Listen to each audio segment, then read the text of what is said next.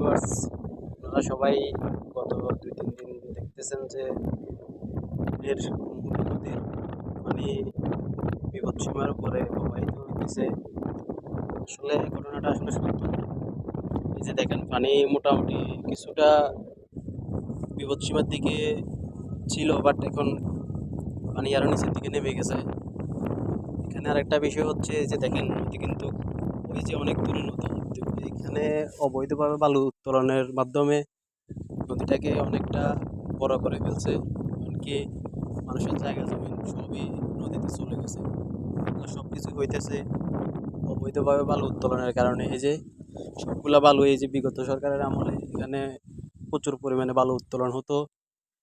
এমনকি এই যে জমিনগুলা, মানুষের জমিনগুলো সব নদীতে চলে গেছে। এখন এই সরকারের আমলে সবগুলা বালু উত্তোলন বন্ধ। ওগুলা সরকারি পাহারায় আছে, সরকারি দায়িত্বে আছে। এখানে এখন আর বালু উত্তোলন করা হয় না, বাট আগেই এই নদীগুলোকে প্রচুর ক্ষতিগ্রস্ত করছে। এই যে দেখেন, এই যে নদী কিন্তু অনেক দূরে, এই যে মাঝখানের যে এরিয়াগুলো আছে এগুলো ছিল নদীর কিনারা, কিন্তু এখন নদীর মাঝখানে চলে গেছে একমাত্র এই অবৈধভাবে বালু উত্তোলনের কারণে।